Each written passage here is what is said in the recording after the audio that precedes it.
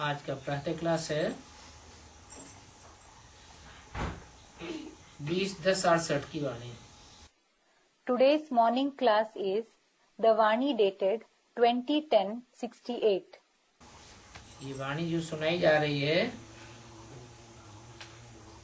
वो कहाँ चली थी? This Vani, which is being narrated, where was it narrated? और ये वाणी पहले पहले किसने सुनाई? And who narrated this Vani first of all?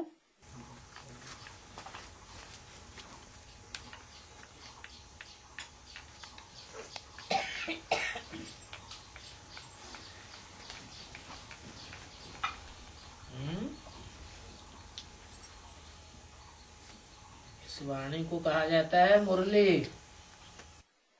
This Vani is called Murli.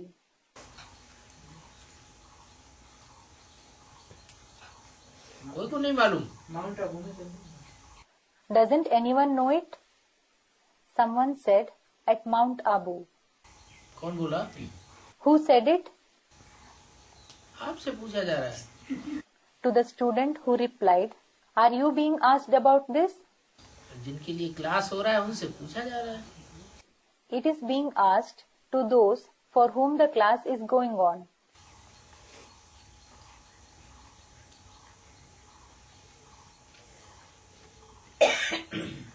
ये वाणी माउंट आबू में दादा लेखराज जो कलकत्ते के हीरे के व्यापारी थे उनके मुख से चलाई गई। This Vani was narrated at Mount Abu through the mouth of Dada Lekhraj, who was a merchant of diamonds at Calcutta. और उनका नाम रखा गया Brahma. And he was named Brahma. Brahma के मुख से जो वाणी चलाई गई The Vani which was narrated through the mouth of Brahma, उसको शास्त्रों में नाम दिया है वेदवाणी। is named Vedvani in the scriptures. शास्त्रों में लिखा है ब्रह्मा के मुख से वेदवाणी निकली। It is written in the scriptures, the Vedvani came out of the mouth of Brahma. आज से 5000 वर्ष पहले भी निकली थी। It emerged 5000 years ago as well. और 5000 वर्ष के बाद अभी फिर वही वाणी ब्रह्मा के मुख से किसने सुनाई? And who narrated that Vani again through the mouth of Brahma after 5000 years now? दादा लेखराज तो मुख है सुनाने वाला। Someone said, Dada Lekhraj. Dada Lekhraj is the mouth which narrates. मुख है लेकिन उस वाणी को सुनाने वाली आत्मा शिव है। He is the mouth, but it is the soul of Shiv who narrates that Vani.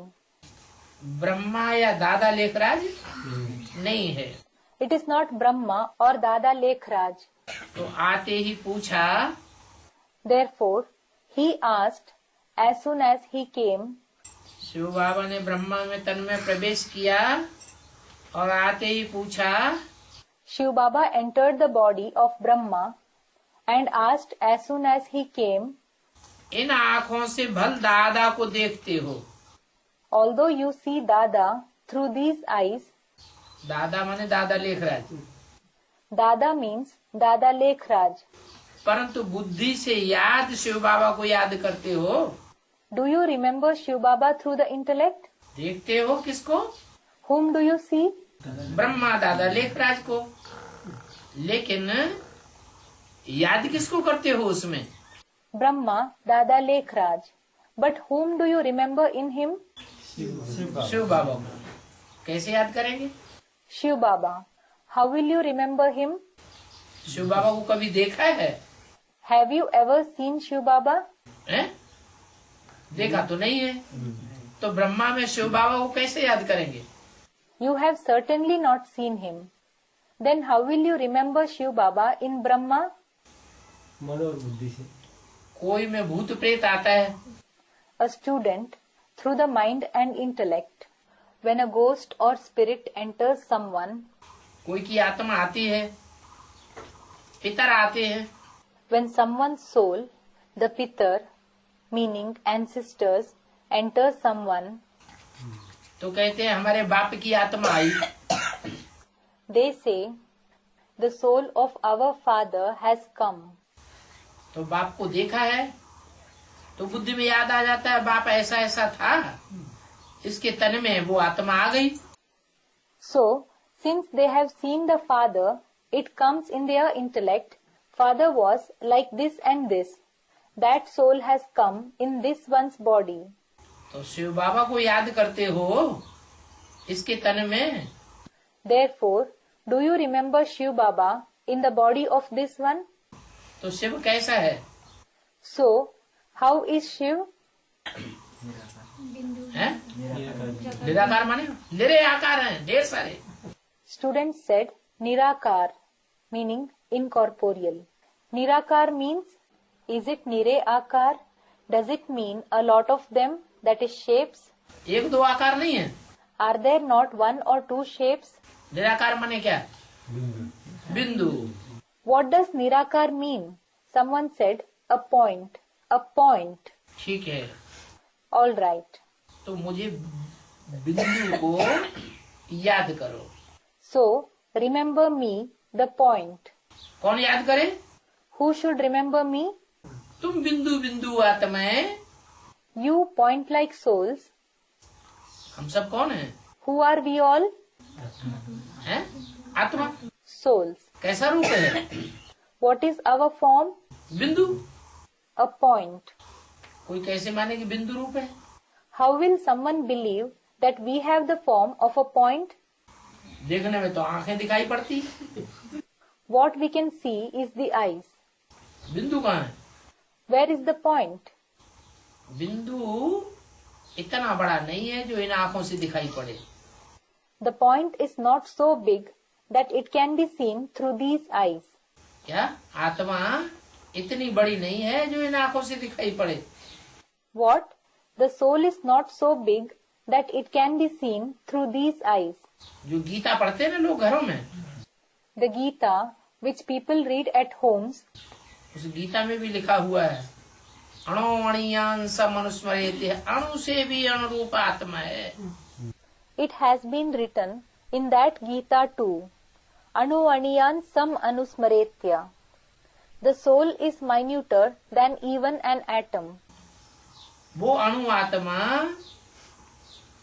भ्रकुटी के मध्य में जहाँ बिंदी लगाते हैं वो यादगार है बिंदी। That minute soul is the memorial of the bindi, meaning dot, that is applied between the two eyebrows. वो आत्मा बिंदु है। That soul is a point. हमारी सबकी आत्मा बिंदु बिंदु बिंदु भ्रकुटी में बैठी हुई है। The point-like soul of all of us is situated between the two eyebrows. वो भ्रकुटी आत्मा अपन को याद करते हुए उस आत्मा का कोई तो बाप होगा। While remembering ourselves as a soul situated between the two eyebrows, there will certainly be some father of that soul. होगा? Will there be? A student, there will certainly be one. ये देह का बाप तो है। This body has a father anyway. देह के बाप को देहधारी बाप ने पैदा किया। A bodily father gave birth to the father of the body. तो आत्मा का बाप कौन है? Then who is the father of the soul? आत्मा का बाप भी आत्मा ही जैसा होगा। The father of the soul also will be in the form of the soul. चींटी का बाप चींटी जैसा। The father of an ant will have the form of an ant. हाथी का बाप हाथी जैसा। सांप का बाप सांप जैसा लंबा। The father of an elephant will have the form of an elephant. The father of a snake will be long as a snake. तो बिंदु आत्मा का बाप भी है बिंदु ही होगा। Therefore, the father of the point soul will also be a point indeed. और वो बिंदु बाप इस सृष्टि पर इसलिए आते हैं And that point Father comes to this world because कि हम सब जब भूल जाते हैं हम कौन हैं, वो बताने के लिए आते हैं। when we all forget who we are, He comes to tell us what we are. आज दुनिया में कोई से पूछो तुम कौन हो, तो कोई बता मैं डॉक्टर हूँ। Ask anyone in the world today who they are. Someone will say, I am a doctor. दूसरा बताएगा मैं मास्टर हूँ, मैं इंजीनियर हूँ। Someone else will say, I am a master. I am an engineer. मैं किसान हूँ। I am a farmer. कोई कहेगा मैं लड़की हूँ, मैं लड़का हूँ, मैं आदमी हूँ, मैं बुढ़ा हूँ। Someone will say, I am a girl. I am a boy. I am a man. I am an old man. यही तो जवाब देगा। ये कोई नहीं कहेगा मैं आत्मा हूँ। This is the answer they will give. No one will say, I am a soul. ये बाप आकर बताते हैं ये तो तुमने शरीर के नाम बता दिए। The Father comes and says this. These are the names of the bodies that you mentioned. क्या? What? शरीर ने डॉक्टरी की उपाधि ले ली तो तुम डॉक्टर कहने लगे। The body achieved the title of doctor. Then you started calling yourself a doctor. पढ़ करके इंजीनियरिंग की उपाधि ले ली तो इंजीनियर कहने लगे। After studying, you received the title of an engineer. Then you started calling yourself an engineer. जब पैदा हुए थे तो इंजीनियर थे। Were you an engineer when you were born? Students, no. Doctor थे, बुढ़ा थे, नहीं। Were you a doctor? Students, no. Were you an old man? Someone said, no. No. तो क्या थे? Then what were you? आत्मा तब भी थे और आत्मा अभी भी है। You were a soul then. And you are a soul now as well. तो हम ज्योति बिंदु आत्मा हैं। So, we are a point of light soul. ये ज्योति बिंदु आत्मा अपन को समझते हुए आत्मा के बाप को याद करो। Considering ourselves to be the point of light soul, remember the Father of the soul. अर्थ सहित याद करो। Remember him meaningfully. क्या अर्थ है? What is the meaning? मैं आत्मा ज्योति बिंदु, मेरा बाप शिव ज्योति बिंदु। I, the soul, am a point of light. My father Shiv is a point of light. उनकी आत्मा बिंदी का ही नाम शिव है। The name of his soul, his point itself is Shiv. औरों के नाम शरीर पर होते हैं। The name of the others are based on their body. इसके शरीर का नाम कुछ और, इसके शरीर का नाम कुछ और, इसके शरीर का नाम कुछ और। The name of this one's body is different. The name of that one's body is different. And the name of this one's body is different. ये शरीर के ऊपर नाम है, लेकिन भगवान का नाम शरीर पर नहीं होता। These are the names based on the body. But the name of God is not based on the body. उनकी आत्मा का नाम किस चीज पर है? The name of his soul is based on what? उनकी आत्मा का ही नाम है, वो नाम शिव है। His soul itself has a name. That name is Shiv. वो बिंदु है, वो शरीर नहीं है। He is a point. He is not a body. मनमना भव, मध्याजी भव, गीता में अक्षर आया है। Manmana bhav, madhyaji bhav. These words are mentioned in the Gita. उसका अर्थ भी यही है। And the meaning of it is precisely this. क्या? What? मेरे मन में समा जा। Merge in my mind. मनमना भव अर्थात मेरे मन में समा जा। मेरे मन में क्या है? Manmana bhav means merge in my mind. What is there in my mind? Shiv कहने वाला मेरे मन में समा जा। Shiv is the one who says, merge in my mind. तो शिव के मन में क्या है? Therefore, what is in Shiv's mind? अपना स्वरूप है। Baba says it, pointing at the center of his forehead. There is his form. उनका अपना स्वरूप क्या है?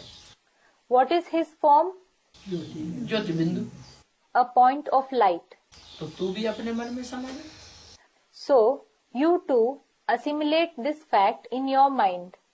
जो मेरे मन में है कि मैं आत्मा ज्योति बिंदु, तो तुम्हारे अंदर भी यही बात समा जाए कि मैं आत्मा ज्योति बिंदु। What there is in my mind, I, the soul, am a point of light. So, you too should assimilate the same thing within you. I, the soul, am a point of light. मध्याजी भव। Madhyaji bhav. याजी माने यजन करने वाला, कर्म करने वाला। Yaji means the one who sacrifices, yajan, the one who performs actions. मत माने मेरे, Mat means mine. मेरे लिए कर्म करने वाला one, Become the one who performs actions for me. अर्थात स्वार्थ के लिए जिंदा न रहे। Meaning, don't be alive for selfishness. किसके लिए जिंदा रहे? मेरे लिए जिंदा रहे। You should remain alive for whom? You should remain alive for me. मैं जो चलाऊं वैसे चल, मैं जो कराऊं वैसे कर। Move the way I make you move. Do what I make you do. मैं इस सृष्टि को नया बनाता हूँ। I make this world new. दुनिया में बड़े बड़े आए, इब्राहिम, बुद्ध, क्राइस्ट, गुरु नानक, गांधी जी, विवेकानंद, कोई ने दुनिया को नया नहीं बनाया। Many big personalities like Abraham, Buddha, Christ, Guru Nanak, Gandhi ji, Vivekanand came in the world. Nobody made the world new. मैं आता हूँ तो पुरानी दुखदाई दुनिया को नया बनाता हूँ। When I come, I make the old sorrowful world new. तो शिव बाबा को याद करना और बेहद सुख की राजाई को याद करना। Therefore, remember Shiv Baba and remember the kingship of the unlimited happiness. वो बेहद सुख की राजाई मैं स्थापन करता हूँ। I establish the kingship of the unlimited happiness. मनुष्य तो राजाओं को भी खत्म कर देते और राजाओं की राजाई भी खत्म हो गई। The human beings, they finish the existence of the kings and the kingship of the kings also has finished. अब किसका राज्य है? Now, whose kingdom is it?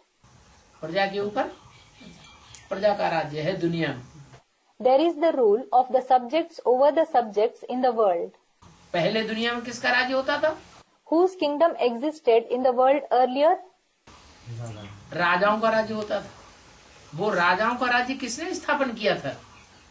There used to be the kingdom of the kings. Who had established that kingdom of the kings? भगवान ने स्थापन किया। God had established it. भगवान राजयोग सिखा करके राजाई स्थापन करते हैं। God teaches Raja Yoga and establishes the kingship. राजाओं का राज्य बनाते हैं। He establishes the kingdom of kings. वो राजा अब मैं तुमको बनाने आया हूँ। Now I have come to make you that king. क्या बनना है? What do you have to become? नर से नारायण जैसा राजा बनना है और नारायणी लक्ष्मी जैसी नारी बनना है। You have to become a king like Narayan from a man, and you have to become a woman like Narayani, Lakshmi. क्या लक्ष्य दिया मनुष्य जीवन का? What aim did he give for the human life? नर से नारायण और नारी से Lakshmi. To become Narayan from a man and Lakshmi from a woman. और कोई तकलीफ नहीं देता हूँ। I don't give you any other trouble. निरोगी भी बन जाएंगे। You will also become disease free. ये राजयोग सीखेंगे। कौन सा राजयोग? If you learn this Raja Yoga, which Raja Yoga? अपन को बिंदु आत्मा समझ मुझ बिंदु बाप को याद करेंगे तो उससे तुम निरोगी भी बन जाएंगे। If you consider yourself to be a point soul and remember me, the point father, you will also become disease free through it. तुम्हारी शरीर में, देह में जो ढेर के अनेक प्रकार के ढेर रोग भरे पड़े हैं, वो सब रोगों का निराकरण हो जाएगा. The many various kinds of diseases which are loaded in your body, all those diseases will be removed. तो निरोगी भी बनेंगे और डबल सिर ताज भी बनेंगे. Therefore, you will become disease free as well as double crowned. विश्व का मालिक बनना है. You have to become the master of the world. तो ये बात बुद्धि में जरूर याद रखना है. Therefore, you should certainly keep this in your intellect. क्या? What? कि मैं आत्मा ज्योति बिंदु हूँ. That I, the soul, am a point of light. मेरा बाप शिव ज्योति बिंदु है और वो बाप हमें सुख का वर्षा नई दुनिया देने के लिए आया हुआ है. My father Shiv is a point of light, and that father has come to give us the inheritance of happiness, the new world. अच्छा बच्चों, 15 मिनट याद करो. All right, children, remember Baba for 15 minutes. सब याद में बैठ गए. All sat in remembrance. Ever निरोगी बनने के लिए याद करके तुम बच्चे सतो प्रधान बने थे. You children became Sato Pradhan through remembrance to become ever disease free. Sato Pradhan, consisting in the quality of goodness and purity. क्योंकि तुम जब अपनी राजधानी में थे तो सतो प्रधान भी थे और निरोगी भी थे.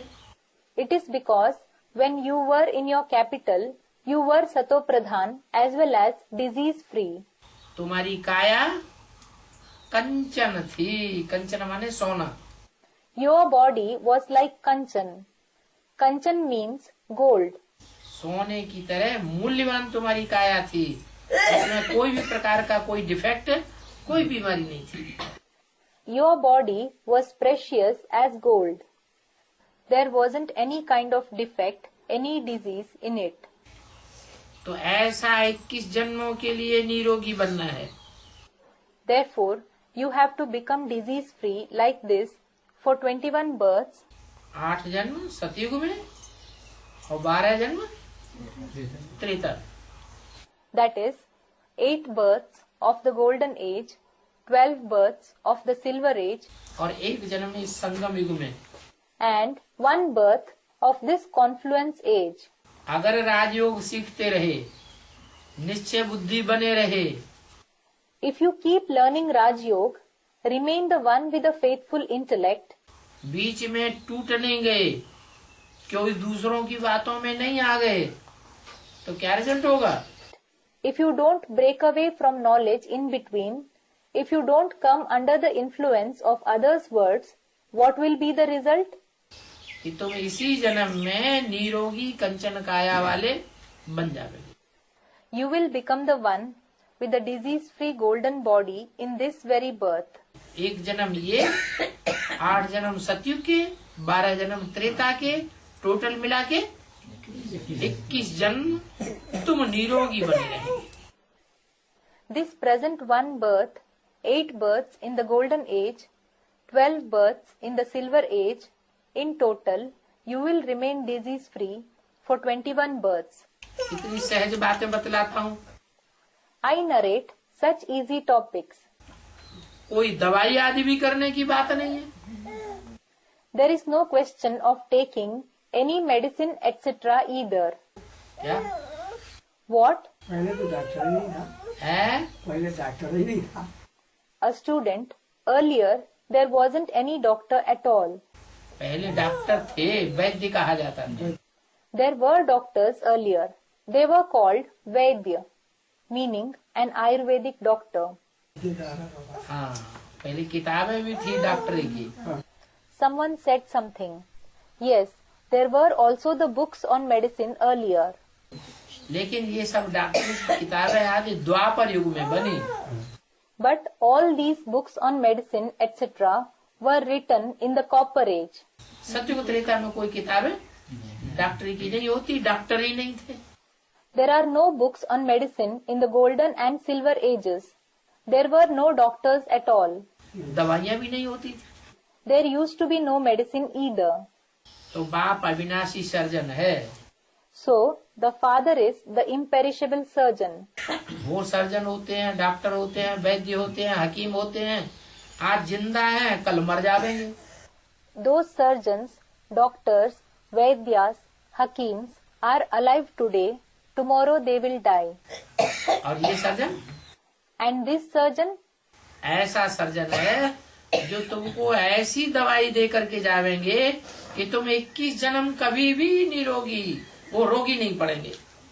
he is such a surgeon who will give you such medicine that you will never fall ill for 21 births.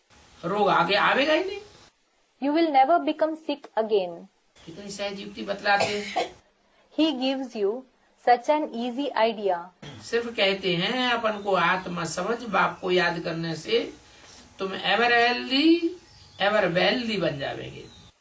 He just says, by considering yourself to be a soul and remembering the Father, you will become ever healthy and ever wealthy. कहाँ के लिए बन जाएंगे? For where will you become this? आने वाली नई दुनिया के लिए तुम आत्माएं एवर हेल्दी बन जाएंगी, एवर वेल्दी बन जाएगी। वहाँ धन भी बहुत अत्याचार होगा। You souls will become ever healthy. You will become ever wealthy for the coming new world. Wealth will also be abundant there. इस संगम युग पर ही तुम अमर पद पाते हो। You attain the immortal status in this confluence age itself. वहाँ कोई रोग बीमारी आदि कुछ भी नहीं होगा। There won't be any disease etc. there. सतो प्रधान दुनिया होती है ना। It is a Satopradhan world, isn't it? सब निरोगी होते हैं। All are disease free. वहाँ कोई भी आत्मा रोग वाली नहीं होगी। There will be no soul having diseases there. तो बाप तुम बच्चों को 100% हेल्दी बनाते हैं। So, the Father makes you children 100% healthy. तो ऐसे बाप को कितना खुशी से याद करना चाहिए। Therefore, you should remember such a Father so happily. और हर्षित मुख होकर के याद करना चाहिए। And you should remember him with a cheerful face. क्या? What? रो रो के याद नहीं करना चाहिए। बाबा हमको ये दुख है, बाबा हम ये परेशानी में हैं, हम वो परेशानी में नहीं। You should not remember him crying, Baba, we have this sorrow. Baba, we are in this trouble. We are in that trouble. No.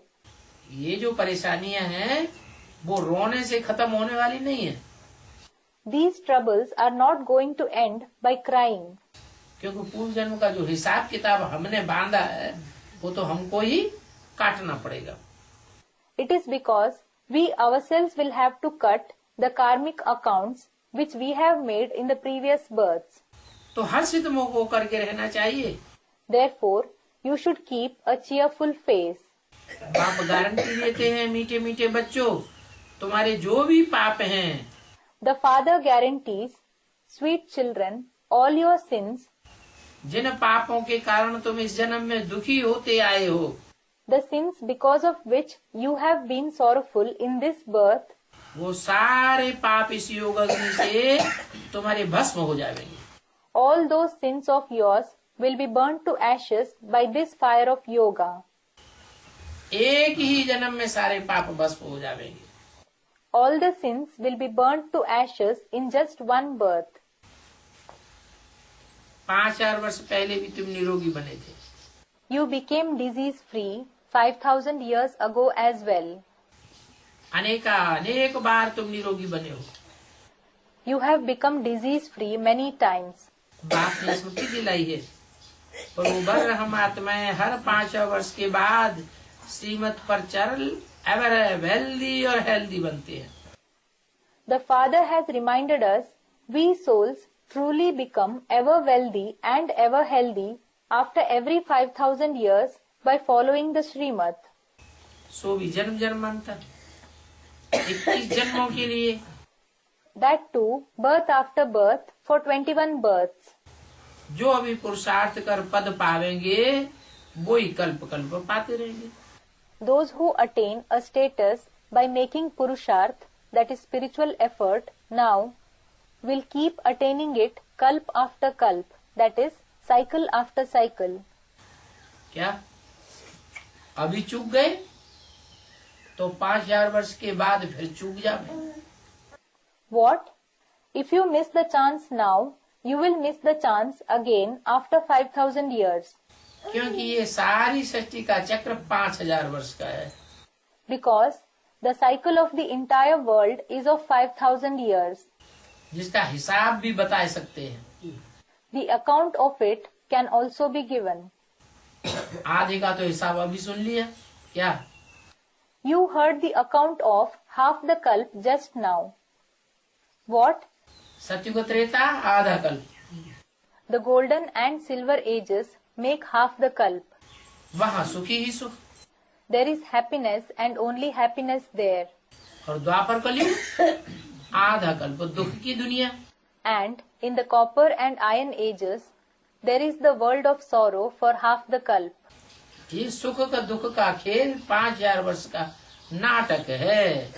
This play of happiness and sorrow is a drama of 5000 years, जो हूबहू ज्यों का त्यों गुजरता है। which repeats exactly as it is. 5000 वर्ष जब व्यतीत होंगे तो हम कहाँ बैठे होंगे? Where will we be sitting after 5000 years? यहीं बैठे होंगे। Someone said, here itself. We will be sitting here itself. किस रूप में बैठे होंगे?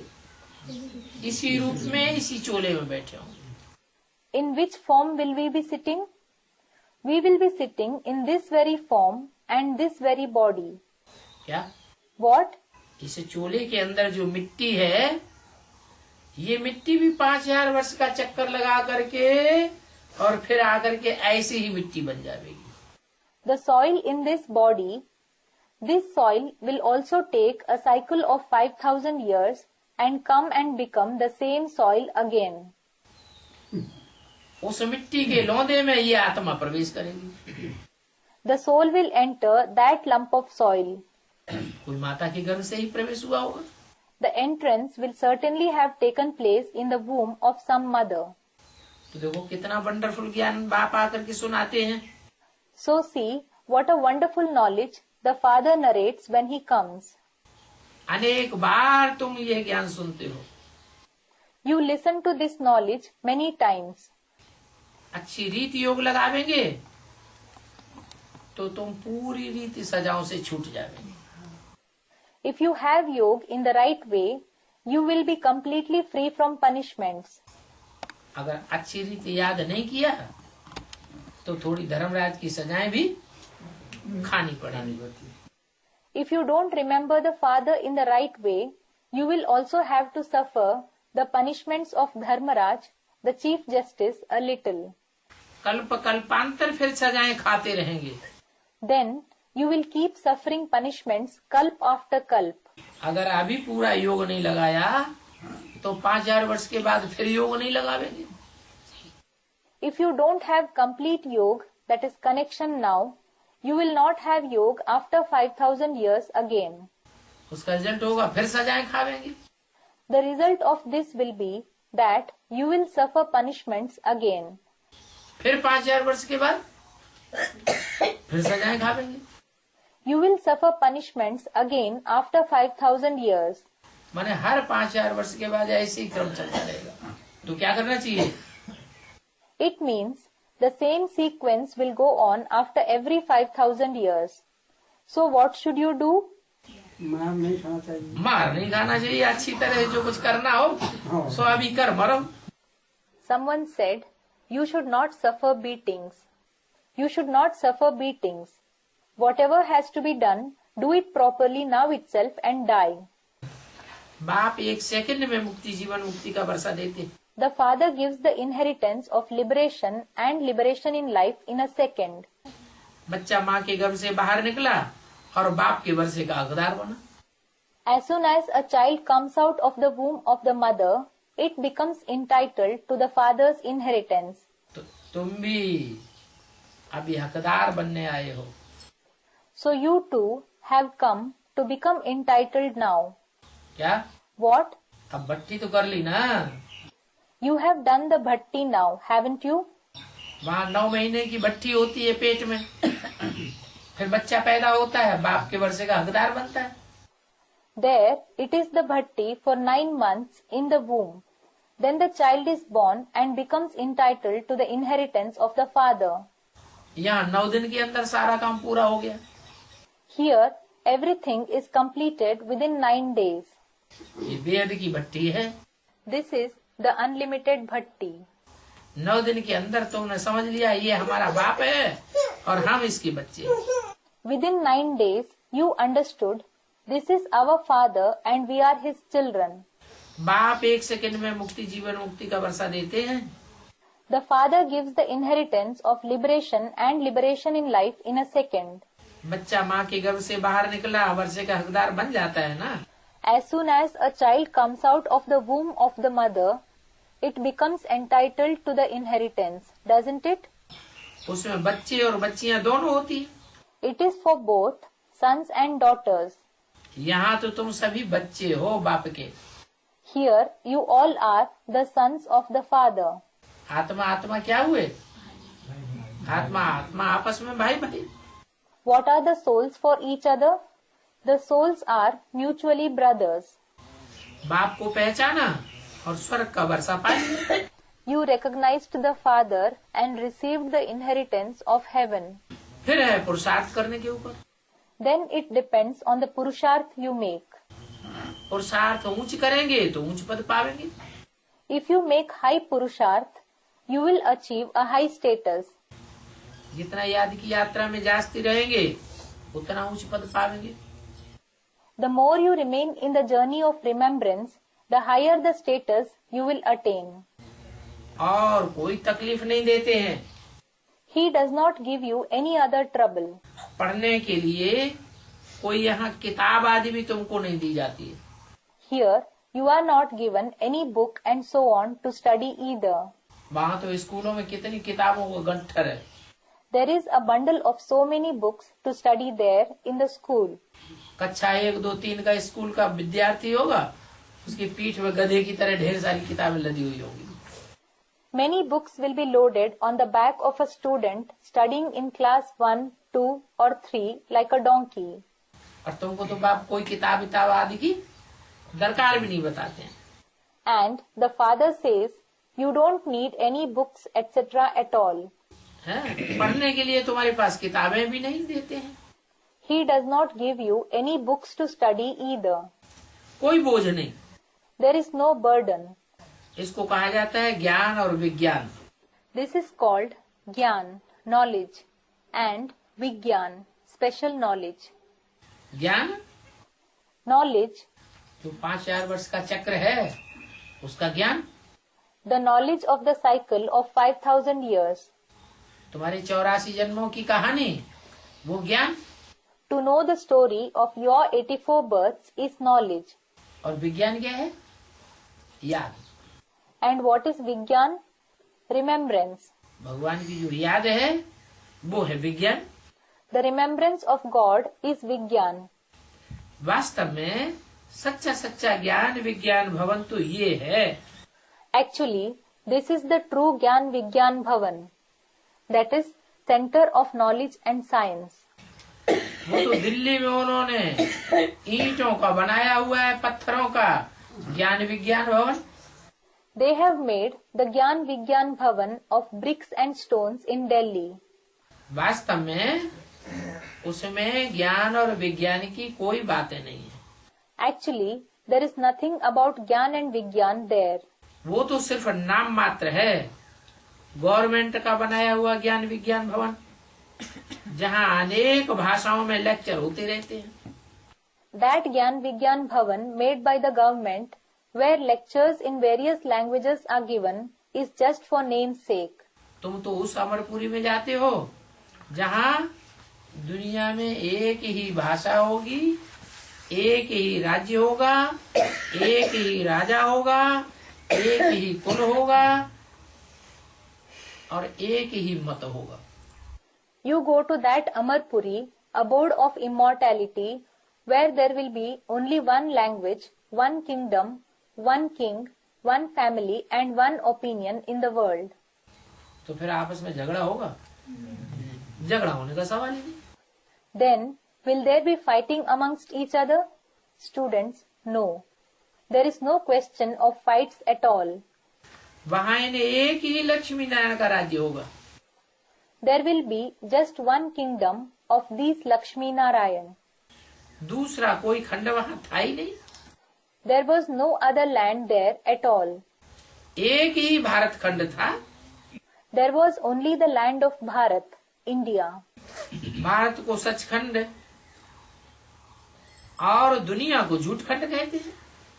Bharat is called the land of truth and the world is called the land of falsehood.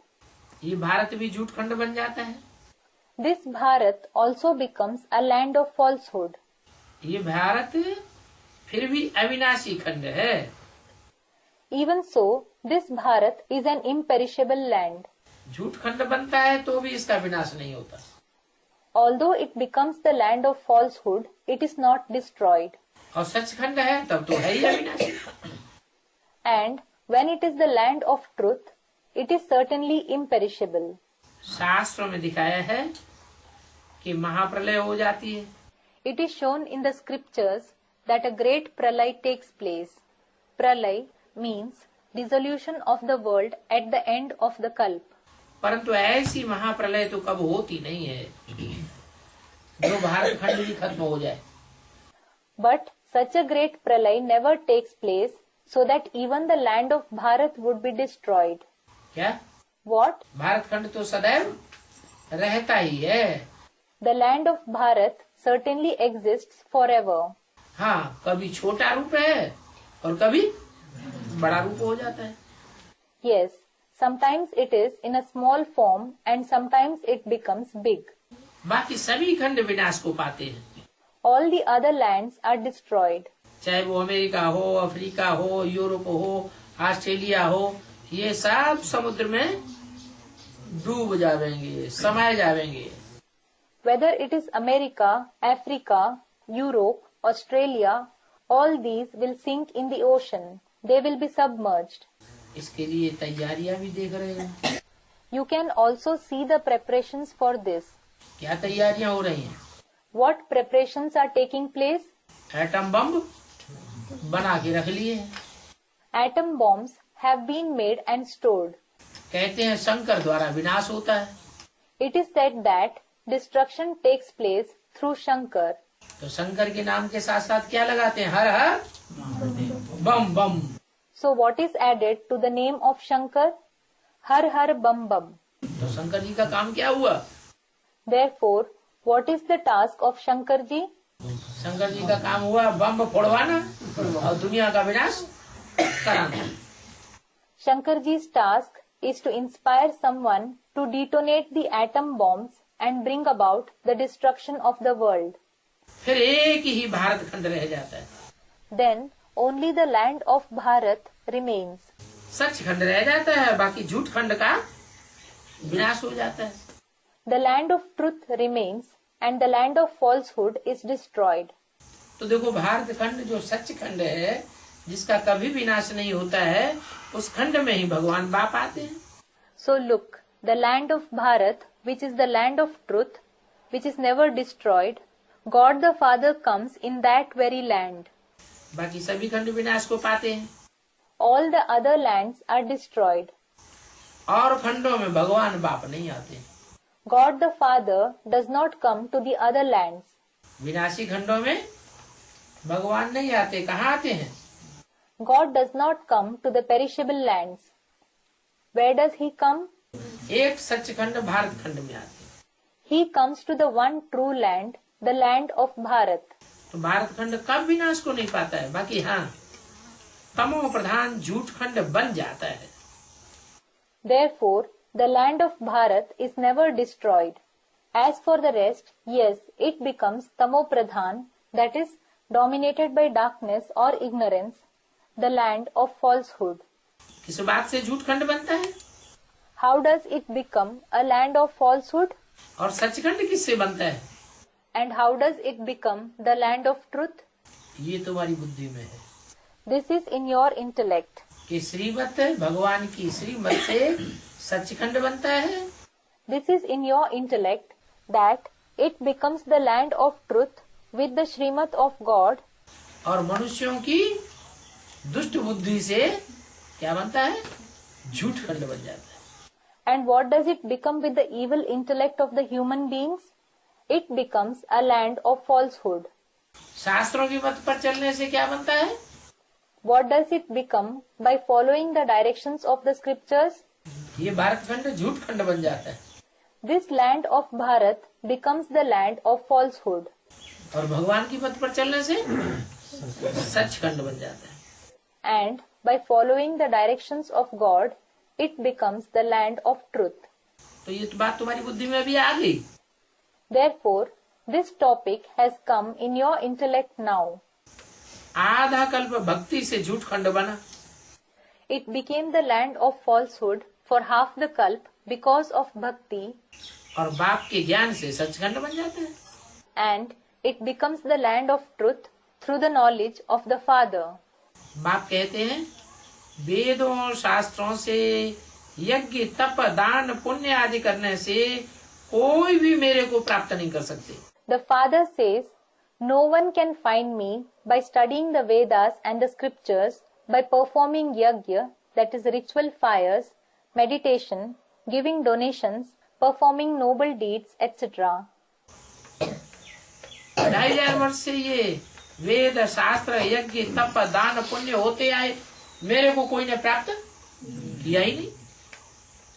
Studying the Vedas, the scriptures, performing yajnas, meditation, giving donations, performing noble deeds, etc. carried on for 2500 years. But no one found me ever. ऐसा करने से तो तुम और ही दुर्गति को पाते गए। By doing this, you degraded even more. अभी तुम समझ गए हो कि हम तमो प्रधान बन गए। Now you have understood, we have become Tamo Pradhan. और तमो प्रधान तो बनना ही होता है। And we do have to become Tamo Pradhan. दुनिया की हर चीज पहले सतो प्रधान, फिर बाद में रजो और अंत में तमो प्रधान बनती है। Everything in this world is Sato Pradhan at first. Then later on it becomes Rajo, dominated by the quality of activity and passion. And at last it becomes Tamo Pradhan. बच्चा पैदा होता है, छोटा बच्चा कितना अच्छा लगता है। A child is born. A small child looks so lovely. फिर बड़ा होता है, Then he grows up. फिर बुढ़ा होता है, फिर खलास हो जाता है। Then he becomes old and then he dies. तो बुढ़ा किसी को अच्छा लगता है कि बच्चा अच्छा लगता है? बच्चा अच्छा लगता So, does someone like an old man or a child? They like a child. है। मकान बनाया नया नया, पहले सतो प्रधान है। Suppose a new house is built. It is Sato Pradhan at first. रहने में कितना सुखदायी होता है। It is so comfortable to live in. फिर अब ये मकान पुराना हो गया, Then, now this house has become old.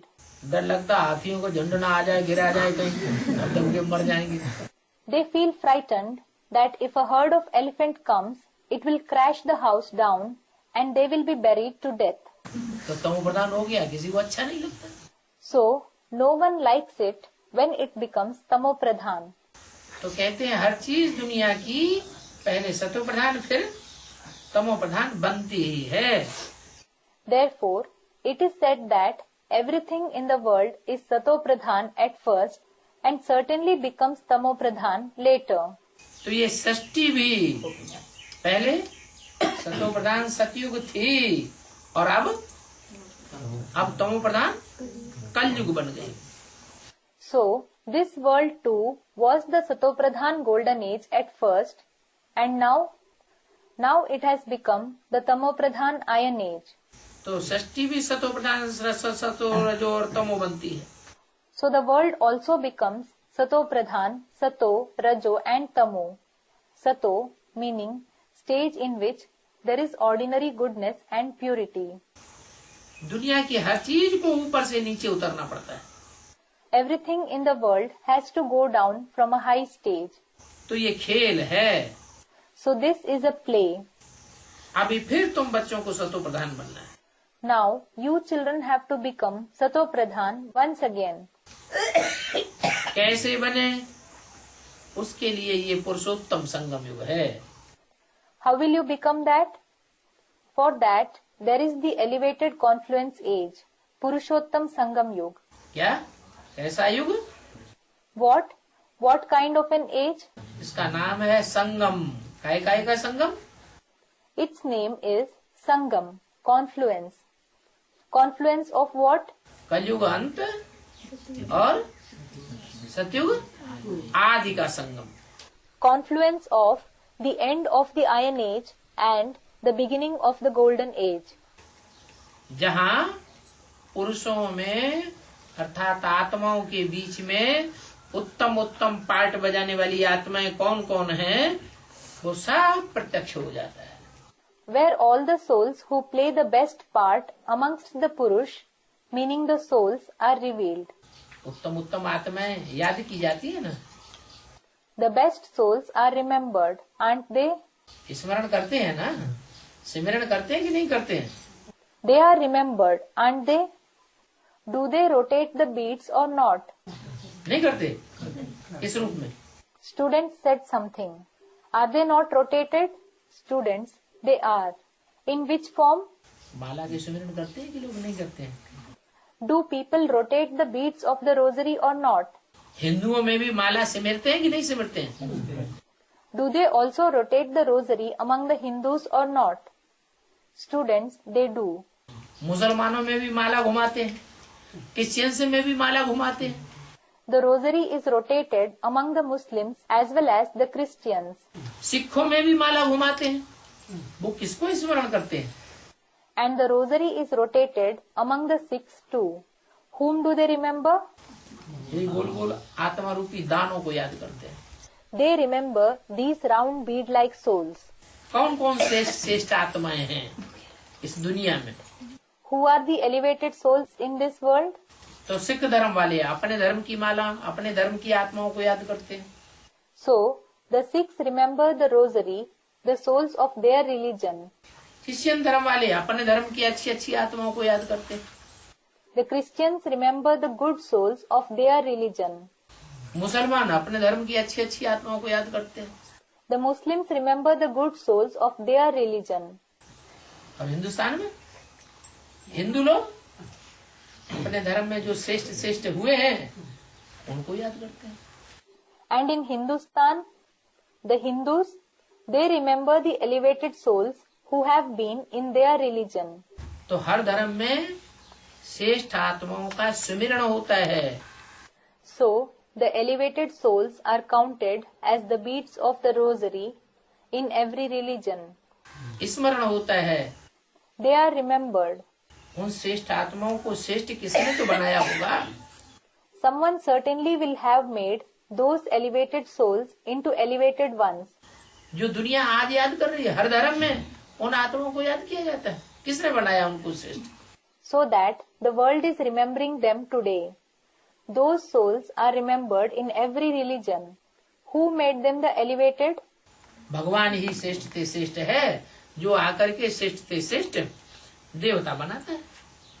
God himself, who comes and creates the elevated deities, is the most elevated one. तो देखो दुनिया की हर चीज नीचे उतरती है।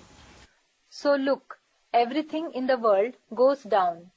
अभी तुम संगम युग पर नीचे से ऊंच बन रहे हो। Now you are becoming high from low in the confluence age. उत्तम ते उत्तम पुरुष बनेंगे तो उत्तम ते उत्तम नारियां भी बनेंगी। Men become the best and women will become the best too. क्या कहा? What was said? ऐसे नहीं पुरुष ही उत्तम उत्तम बनेंगे। It is not that only the men will become the best. तो पुरुषोत्तम युग नाम दे दिया? नहीं। So the name Purushottam Yug has been given. No. नारियां भी उत्तम बनेंगी। The women will also become the best. वो भी पुरुष हैं। पुरुष माने आत्मा। They too are Purush. Purush means soul. सब ऊंच पद पावेंगे जो भी पुरुषार्थ करेंगे। All those who make purusharth will achieve a high status.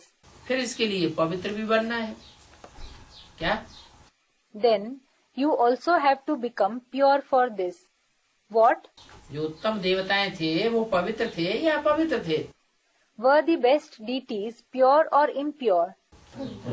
पवित्र थे, तब तो उनके मंदिरों में कितनी पवित्रता का ध्यान रखा जाता है। Students, they were pure. They were pure, only then is so much care taken for purity in their temples. बाप ने समझाया, जब तुम पवित्र थे तो तुम विश्व के मालिक थे। The father explained, you were the masters of the world when you were pure.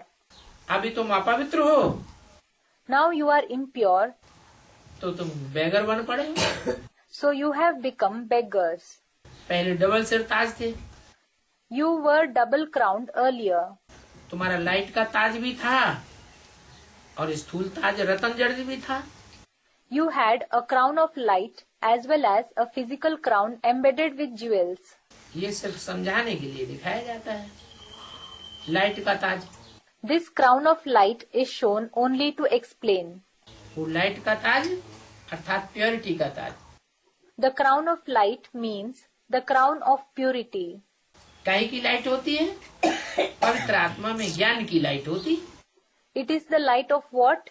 A pure soul has the light of knowledge. वहाँ की वहाँ कोई ऐसी लाइट दिखाई नहीं पड़ती है। Otherwise, no such light is visible there. वहाँ सभी पवित्र रहते हैं, All remain pure there. इसलिए पवित्रता का ताज दिखाया जाता है। Therefore, the crown of purity is shown. बाकी ऐसी कोई रोशनी कोई बाहर से थोड़ी ही चमकती है। Otherwise, no such light shines externally. फिर जब वाम मार्ग में देवताएं गिरते हैं तो ये निशानी नहीं रहती है। Later, when the deities fall on the left path, this sign does not remain. ये है दायां मार्ग, ये है बायां मार्ग। Baba is showing this is the right side and this is the left side. तो देवताएं वाम मार्ग में गिरते हैं। झाड़ का चित्र देखा ना? So the deities fall on the left path. You have seen the picture of the kalpa tree, haven't you? झाड़ के चित्र में एक तरफ है दाईं ओर के धर्म और दूसरी तरफ है बाईं ओर के धर्म। In the picture of the kalpa tree, on one side are the religions of the right side and on the other side are the religions of the left side. तो पहले पहले जो धर्म आता है द्वापर युग में, वो बाईं ओर का धर्म आता है कि दाईं ओर का आता है? Therefore, the religion which comes first in the copper age, is that a religion of the left side or the right side? द्वापर युग जब शुरू होता है When the copper age begins, तो द्वापर के शुरुआत में ही कौन सा धर्म आता है? दाईं ओर वाला आता है कि बाईं ओर वाला? which religion comes in the beginning of the copper age? Is it a religion of the right side or the left side? बाईं ओर वाला इस्लाम धर्म आता है। The Islam religion of the left side comes. तो जब वाम मार्ग में तुम जाते हो तो ये लाइट का ताज खत्म हो जाता है। So, when you go to the left path, this crown of light disappears. वो इस्लामी आए और उन्होंने अपवित्रता की दुनिया शुरू कर दी। The people of Islam came and they started the world of impurity. तो पवित्रता का लाइट का ताज देवताओं को नहीं दिखाते हैं। So then, the deities are not shown to have the crown of the light of purity in practice anymore. ये निशानी खत्म हो जाती है। This sign disappears. बल सन्यासी आदि को लाइट का ताज देते हैं, Although the sannyasis etc. are given a crown of light, परंतु वो आर्टिफिशियल दे देते हैं। they are given an artificial one. वास्तव में वो सन्यासी आदि भी तो मूत्र से पैदा होते हैं या पवित्रता से पैदा होते हैं? In fact, are those sannyasis etc. also born through the urine of lust or through purity? उनकी भी पैदाइश अपवित्रता से होती है। They too are born through impurity. देवताएं हैं सर्वोत्तम पवित्र। Deities are the purest of all. बाप कहते हैं तुमको अभी यह देवता ही बनने का है। The father says, you have to become this very deity now. ये तुम्हारी एम ऑब्जेक्ट है, This is your aim and objective. जिसकी कथा घर घर में सुनाई जाती है। इसकी Its story is narrated in every house. Whose story is narrated? Satyanarayan की कथा। The story of Satyanarayan, the true Narayan. ये तुम्हारी जिंदगी का एम ऑब्जेक्ट है। This is the aim and objective of your lifetime. सभी तो नर से नारायण नहीं बन सकेंगे। Not all will be able to become Narayan from Nar, that is man. हाँ, नंबरवार देवता बनेंगे। Yes, they will become deities number-wise, that is at different levels. भक्ति मार्ग की बातें ही अलग। The very topics of the path of bhakti are different. वो भक्ति मार्ग की बातें हैं रात लाने वाली। Those topics of the path of bhakti bring the night. अज्ञान अंधेरा फैला देती है। They spread the darkness of ignorance. और ये है ज्ञान दिन में लाने की बात। And this is the topic that brings you to the day of knowledge. ज्ञान दिन होता ही है स्वर्ग में। The day of knowledge is certainly in heaven. 20/10/68 की वाणी का दूसरा page. Second page of the Vani dated 2010-68. उस स्वर्ग को कहा जाता है golden age. That heaven is called the golden age. कैसी दुनिया? What kind of a world? स्वर्ण की दुनिया। A world of gold. फिर त्रेता में होगी चांदी की दुनिया। Then in the silver age, it will be the world of silver. फिर द्वापर में In the copper age, तांबे की दुनिया। it will be the world of copper. और कलयुग में काहे के बर्तन मिलते हैं? And the utensils made with which metal are found in the iron age? लोहे के बर्तन मिलते हैं। Utensils made of iron are found. तो लोहे की दुनिया हो गई। Therefore, it is the world of iron. अभी आयरन एज दुनिया है, लोहे की दुनिया है। Now, it is the iron age world, the world of iron. आत्मा आयरन एज बनती है तो सब कुछ आयरन का ही मिलता है। When the soul reaches the stage of the iron age, everything made of just iron is found. हर चीज लोहे की मिलती है। Everything available is of iron. जेवर भी आयरन एज बन जाते हैं। The jewelry is also made of iron. आजकल जो जेवर पहन रहे हैं वो भी स्टील के बने बनाए। The jewelry that is worn nowadays is also made of steel. Iron के बने हुए जेवर। They are the jewelry made of iron. असली जेवर सोने चांदी के देखने को मिलते ही नहीं। अगर पहनेंगे भी तो चोर लुटेरे आकर के और गला काट देंगे। True jewelry made of gold and silver are not seen at all. If at all someone wears it, thieves and dacoits will come and cut off their neck instead. गाते भी हैं। They also sing, मुझ निर्गुण हारे में कोई गुण नहीं। मुझ निर्गुण हारे में कोई गुण नाही. Meaning, I, the virtueless one, have no virtue. रहम दिल तो बाप को ही कहा जाता है। Only the Father is called merciful. बाप ही नॉलेजफुल है, वो ही ब्लिसफुल है, प्योरिटी में भी फुल है। The Father himself is knowledgeful. He himself is blissful. And he is full with purity as well. उनको कहा जाता है ever pure. He is called ever pure. वो इस दुनिया में अपवित्र दुनिया में आते हैं, अपवित्र तन में आते हैं। He comes to this world, the impure world, into an impure body. तो भी अपवित्र देश में आते हैं, तो भी पवित्र बन करके रहते हैं या अपवित्र बनते हैं। He comes in an impure country. Even so, does he remain pure or does he become impure? तो भी वो एवर प्योर बाप शिव पवित्र ही बन करके रहते हैं। A student, he remains pure. Even so, that ever pure Father Shiv remains just pure. वो सभी बातों में परफेक्ट बाप है। He is a perfect Father in everything. Purity में भी फुल है, He is full with purity as well. Knowledge में भी फुल है, He is full with knowledge too. शांति में भी फुल है और सुख में भी फुल है। He is full with peace as well as happiness. Supreme कहा जाता है ना, और कोई भी आत्मा को सुप्रीम नहीं कहेंगे। He is called supreme, isn't he? No other soul will be called supreme. दुनिया में बड़ी बड़ी नामाचार करने वाली आत्माएं आई। Really great and famous souls came in the world. Christ आया, बुद्ध आया, गुरु नानक आए, विवेकानंद आए, गांधी जी आए। Christ, Buddha, Guru Nanak, Vivekanand, Gandhi ji came. कितनी महान महान आत्माएं आई। So many great souls came. फिर Then सब देहधारी हैं। all are bodily beings. कोई भी निराकारी स्टेज वाली नहीं है, No one has the incorporeal stage. सिवाय एक बाप के कोई को भी सुप्रीम नहीं कहेंगे। No one else except the one Father will be called supreme. सभी आते हैं, शरीर धारण करके पार्ट बजाते हैं। All come, take on a body and play a part.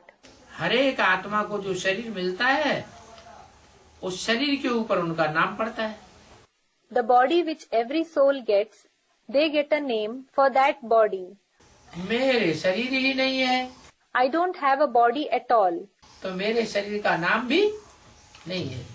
Therefore, there is no name of my body either. Shiv को अपना शरीर है? Does Shiv have his body? नहीं, वो जन्म मरण के चक्र में ही नहीं आता। No, he does not come in the cycle of birth and death at all. पराये शरीर में आकर के प्रवेश करते हैं। He comes and enters others' body. हर जन्म में नाम, रूप, देश, काल, फीचर्स तुम बच्चों के बदलते हैं। The name, form, country, time and features of you children change every birth. वर्ष गुजरा, मास गुजरा, घंटे गुजरे, सतयुग से लेकर गुजरते गुजरते अभी कलयुग अंत में आकर के गिरे। Year passed, month passed, hours passed, passing from the golden age, you have fallen down at the end of the iron age now. अभी तुम बच्चों को स्मृति आई है कैसे हम सतो प्रधान से उतरते उतरते आकर के तमो प्रधान पतित बन जाते हैं। You children have regained the awareness now. How you become tamo pradhan and sinful, descending from the sato pradhan stage. अभी हमारे 84 जन्म पूरे हुए। Our 84 births have been completed now. अभी फिर हम पहले नंबर में जाते हैं। Now again we go to the first number. World की हिस्ट्री ज्योग्राफी रिपीट होती है। The history and geography of the world repeats. वो सत्य की हिस्ट्री ज्योग्राफी उसको भी रिपीट कहा जाता है। The history and geography of the golden age is also said to repeat. कलयुग की तो अभी चली रही है। The one of the iron age is anyhow going on now. फिर सत्य की हिस्ट्री ज्योग्राफी को रिपीट होना है। Then the history and geography of the golden age has to repeat. जिसके लिए ही तुम अभी सुदर्शन चक्रधारी बने हो। It is for this that you have become Swadershan Chakradhari now. Swadershan Chakradhari, meaning the one who rotates the wheel of self-realization. तुम पुरुषार्थ कर रहे हो। You are making Purusharth. तुम जानते हो हम अपने बेहद के बाप से बेहद सुख का वर्षा फिर से ले रहे हैं। You know, we are taking the inheritance of the unlimited happiness from our unlimited Father again. ये 84 का चक्र बुद्धि में तुम बच्चों को याद करना चाहिए। You children should remember this cycle of 84 births in the intellect. कि कैसे कैसे हमने सतयुग में थोड़े जन्म लिए। You should remember how we had few births in the golden age. कितने जन्म? How many births did we have? सतयुग में कितने जन्म लिए मनुष्यों ने? How many births did human beings have in the golden age? 8 जन्म। त्रेता में 12 जन्म। द्वापर में Students, 8 births. They had 8 births. In the silver age, students, 12 births. 12 births. In the copper age, उन दोनों युगों में जितने उतने सिर्फ द्वापर में। the number of births there are in those two ages, that is, the golden and silver ages, those many births are in the copper age alone. कितने? How many? 21 जन्म द्वापर में। Students, 21. There are 21 births in the copper age. और कलयुग में द्वापर से भी 2 गुने। And in the iron age, someone said 42. Twice the number of births of the copper age. ये जन्म क्यों बढ़ते जाते हैं? Why does the number of births keep increasing? क्योंकि आयु कम होती जाती है तो जन्म बढ़ते जाते हैं। It is because the lifespan keeps lessening, therefore the number of births keep increasing. तो देखो ये सारी बातें बुद्धि में याद रखने की हैं। So look, all these things are to be remembered in the intellect. बाप से हमने ये सतयुगी राज्य अनेक बार लिया है। We have taken this kingdom of the golden age from the Father several times. Wonder of the world वो नई दुनिया है The wonder of the world is the new world, जो बाप बनाते हैं स्वर्ग से। the heaven which the Father makes. ये है ऊंचे से ऊंचा दुनिया का wonder of the world. This is the highest wonder of the world. वो तो मनुष्यों के बनाए हुए वंडर हैं जो लोग देखने के लिए जाते हैं। Those are the wonders made by the human beings which people go to see. जैसे ताजमहल है, For example, there is the Taj Mahal. लोग देखने जाते हैं ना, है People go to see it, don't they? Student, they do. वो मिस्र के पिरामिड हैं। There are the pyramids of Egypt. मिस्र में लोग कितने जाते हैं उन पिरामिडों को देखने के लिए। So many people go to Egypt to see those pyramids. चीन की दीवार है, There is the Great Wall of China. कितनी सैकड़ों मील लंबी और सैकड़ों मील और बड़ी लंबी चौड़ी दीवार बनाई हुई है। It is hundreds of miles long. A very long and wide wall has been built. 2 देशों को अलग करती है, वो दीवार देखने के लिए लोग जाते हैं। It separates 2 countries. People go to see that wall. तो ऐसी ऐसी अनेक प्रकार की नाना प्रकार की चीजें बनाई हुई हैं मनुष्यों ने, वो तो सब विनाशी चीजें हैं। Various kinds of things like this have been made by the human beings. All those things are certainly perishable. लेकिन भगवान आकर जो चीज बनाते हैं वो है अविनाशी स्वर्ग। But the thing which God makes when He comes is the imperishable heaven. जो अविनाशी स्वर्ग दुनिया का सबसे बड़ा वंडर होगा। The imperishable heaven which will be the biggest wonder of the world. उस वंडर को दुनिया के सब लालायित होंगे देखने के लिए। All the people of the world will be eager to see that wonder. तो ये बुद्धि में याद रहना चाहिए So, this should be remembered in the intellect कि हमने ये सतयुगी राज्य जो बाप ने स्थापन किया वो अनेक बार लिया है। many times we have taken this kingdom of the golden age which the Father has established. जैसे ये ताजमहल है, Just as there is the Taj Mahal, ऐसे माया के 7 वंडर्स हैं। there are 7 wonders of Maya. वो माया भी मनुष्य ने बनाई है। Those are made by the Mayavi, that is, deceptive human beings. बाप का वंडर तो एक ही है There is only one wonder of the Father, जिसको स्वर्ग पैराडाइज कहा जाता है। which is called Swarg, paradise. यहाँ के वंडर्स में क्या रखा है? There is nothing great about the wonders here. धक्के खाते रहते हैं, सुख तो मिलता नहीं। People keep receiving blows. They certainly don't get happiness. जो बाप वंडर बनाते हैं स्वर्ग, उसमें तो देखो सुख ही सुख है। Look, there is happiness and only happiness in the wonder of heaven which the Father creates. ये वंडर्स तो मनुष्यों ने बैठकर बनाए हैं। Well, these wonders are made by human beings. जैसे चीन की दीवार कहते हैं, Just as they say, the Great Wall of China. कितनी मेहनत करके इतनी लंबी चौड़ी दीवार बनाई होगी। They must have worked so hard and made such a long and wide wall. मनुष्यों को मालूम ही नहीं है। Human beings don't know this at all. Wonder of the world सचमुच ये आबू का दिलवाड़ा मंदिर है। The Dilwara temple of Mount Abu is the wonder of the world in reality. जिसमें आदिदेव आदिदेवी का चित्र मूर्ति रखी हुई है और तुम बच्चे बैठे हो। In which the statues of Adi Dev, the first deity, and Adi Devi, the first female deity, have been kept, and you children are sitting there. ऊपर में स्वर्ग दिखाया है, Heaven is shown above. नहीं तो स्वर्ग कहाँ बनावेंगे? Otherwise, where will heaven be made? जरूर तुम बच्चों ने ऊंची स्टेज की पुरुषार्थ किया है, Certainly, you children have made the Purusharth of a high stage. तो उन्होंने भी स्वर्ग को ऊपर दिखाया है।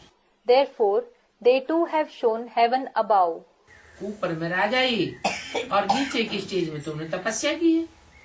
You have ruled in the stage above and have done tapasya, that is intense meditation, in the stage below. वो तो अभी तुम कर रहे हो ना, You are doing that now, aren't you?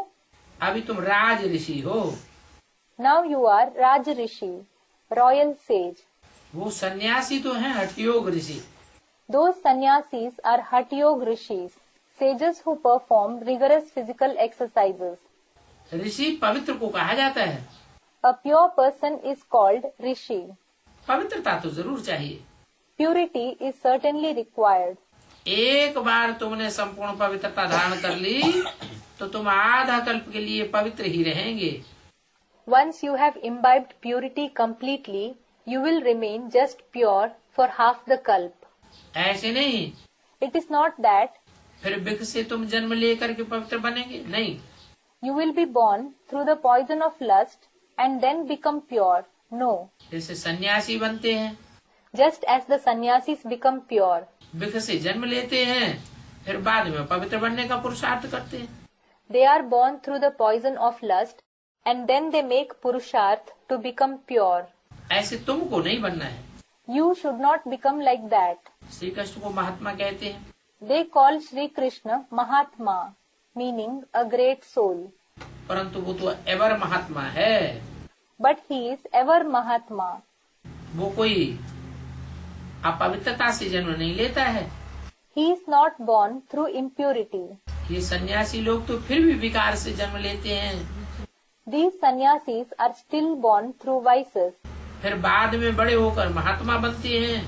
Later on, when they grow up, they become Mahatma. इन बातों को मनुष्य नहीं जानते। Human beings do not know these topics. बड़े अच्छे अच्छे नामी ग्रामी सन्यासी हैं। There are very good, well-known sannyasis. Bombay में एक शेर को पालने वाला सन्यासी रहता था। In Bombay, there lived a sannyasi who reared a tiger. क्या? What? उसका नाम नहीं बताया। His name was not mentioned. वो है एक बार शिमला में भी शेर को ले गया। Once he also took the tiger to Shimla, the capital city of Himachal Pradesh. परंतु भले शेर को पालता था, लेकिन था महान व्यभिचारी। However, although he reared a tiger, he was very adulterous. फिर शादी करके बच्चे आदि भी पैदा कर लिए। Later, he married and even gave birth to children. शुरू में उनके पास बहुत बड़े बड़े आदमी जाते थे। In the beginning, many rich people used to go to him. ऐसे ऐसे सन्यासियों के लाखों फॉलोअर्स बन जाते हैं। Lakhs, that is 100,000s of people, become the followers of such sannyasis. कितना नाम वाला हो जाता है। They become so famous. अब तुम तो कोई के अंधश्रद्धालु फॉलोअर्स नहीं बनते हो। Now you don't become the blind followers of anyone. Follower नाम तो ठहरता भी नहीं है। The name follower doesn't suit either. कहाँ कहाँ वो सन्यासी, कहाँ वो गृहस्थी टट्टू। What a comparison between the sannyasis and the householder like mules. Because the householders carry the burden of the sannyasis. Follow करते कहाँ हैं? They do not follow the sannyasis. सन्यासी तो जाकर के कफनी पहनते हैं। The sannyasis wear kafni, that is an ascetic's unstitched garment. उनके चेले, उनके फॉलोअर्स कफनी पहनते हैं क्या? Do their disciples, their followers wear kafni? लंगोटी पहने तो फॉलोअर कहे जाए। If they wear a loin cloth, they will be called followers. तो ये फॉलोअर नाम नहीं ठहरता। So, this name follower cannot be affixed on them. Follower को तो फिर पूरा फॉलो करना चाहिए। In fact, a follower should follow his guru completely. तुम तो सच्चे सच्चे follower. You are the real followers. क्यों? Why? तुम शिव बाबा को फॉलो करते हो, You follow Shiv Baba. तो तुम प्रैक्टिस करते करते क्या बन जाएंगे? So what will you become by practicing? Shiv बाबा बिंदु आत्मा, तो तुम भी अंत में क्या बन जाएंगे? Shiv Baba is a point soul. So what will you also become at the end? ये शरीर छोड़कर बिंदु आत्मा बन जाएंगे। You will become a point soul after leaving the body. इस शरीर को अपनी स्वेच्छा से छोड़ देंगे। You will leave this body voluntarily. क्या वो सन्यासी भी ऐसे होते हैं? कोई कोई What? There are also such sannyasis जो स्वेच्छा से बैठे बैठा ही शरीर छोड़ देते हैं। who leave their body voluntarily while sitting. तुम भी ऐसे सन्यासी बेहद के बनते हो जो अपनी स्वेच्छा से शरीर छोड़ेंगे। You too become such unlimited sannyasis who will leave the body voluntarily. मौत तुमको जबरियन नहीं ले जाएगी, Death will not take you forcibly. तो तुम पवित्र भी बनते हो, So you also become pure. तो तुमको शिव बाबा को फॉलो करना है। So you have to follow Shiv Baba. Shiv बाबा कब कहा जाता है? When is he called Shiv Baba? बाबा कहा जाता है शरीरधारी को, The bodily being is called Baba, और शिव कहा जाता है ज्योति बिंदु को। and the point of light is called Shiv. वो ज्योति बिंदु शिव किसी शरीरधारी में प्रवेश करता है, That point of light Shiv enters some bodily being, जिसका नाम संसार में शंकर के नाम से प्रसिद्ध होता है। who becomes famous in the world with the name Shankar. तो शिव उसमें प्रवेश करता है तो शिव बाबा कहा जाता है। When Shiv enters him, he is called Shiv Baba. बाद में लोग कहने लगते हैं Shiv Shankar Bholenath. Later on, people start calling him Shiv Shankar Bholenath, that is, the Lord of the Innocents. Shiv का नाम किससे जोड़ दिया जाता है? With whose name is Shiv's name joined? Shankar के साथ जोड़ दिया जाता है। और कोई देवता के साथ जोड़ा जाता है? It is joined with the name of Shankar. Is it joined with the name of any other deity? और कोई देवता के साथ शंकर का शिव का नाम नहीं जोड़ेंगे, क्यों? Shiv's name will not be joined with the name of any other deity. Why? क्योंकि शंकर ही एक ऐसा देवता है जो सबसे पहले आत्म की स्थिति में स्थित हो जाता है। It is because Shankar is the only deity who becomes stable in the soul conscious stage first of all. तो देखो, तुमको तो शिव बाबा को फॉलो करना है। So look, you do have to follow Shiv Baba. Shiv की बारात होती है ना? There is the marriage procession, Bharat of Shiv, isn't there? Shiv की बारात माने शिव बाबा की सेना है। The marriage procession of Shiv means the army of Shiv Baba. उस शिव बाबा की कितनी बारात है बताओ? Tell me, how big is the marriage procession of Shiv Baba? Shiv जब वापस परमधाम अपने घर जावेंगे तो उनके पीछे पीछे कितनी बारात जावेगी? How many will go behind Shiv in the marriage procession when he goes back to his home, the supreme abode? कितने मनुष्यों की बारात होगी?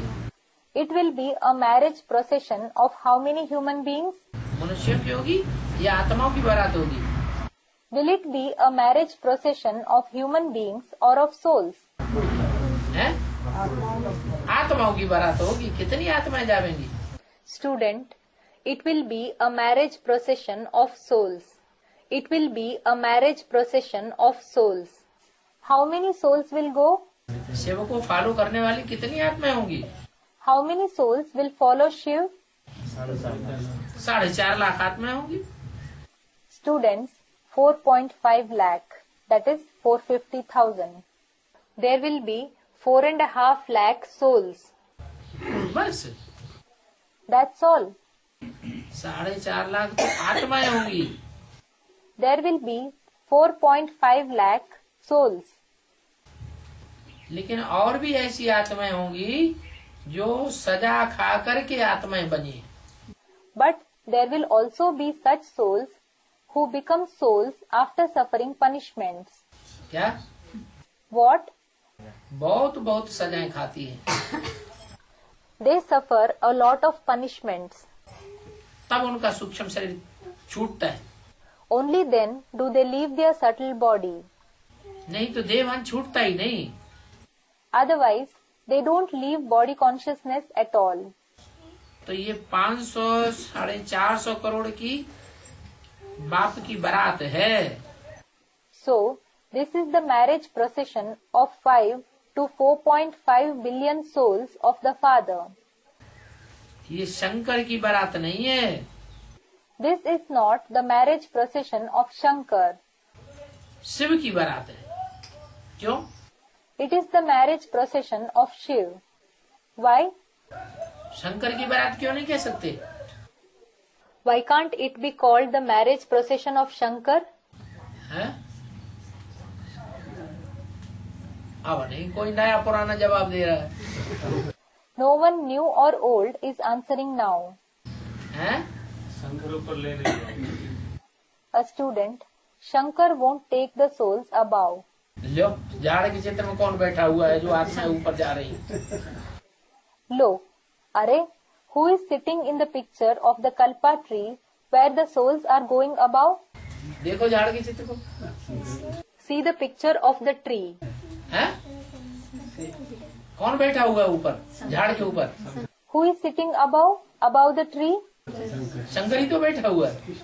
Students, Shankar. It is indeed Shankar who is sitting. पर शंकर की बारात क्यों नहीं कहा जाता है? Then why isn't it called the marriage procession of Shankar? A student, Shiv himself becomes equal to Shankar, doesn't he? अरे शंकर को शिव समान बनना है कि उल्टा और कर दिया? Shiv himself is equal to Shankar.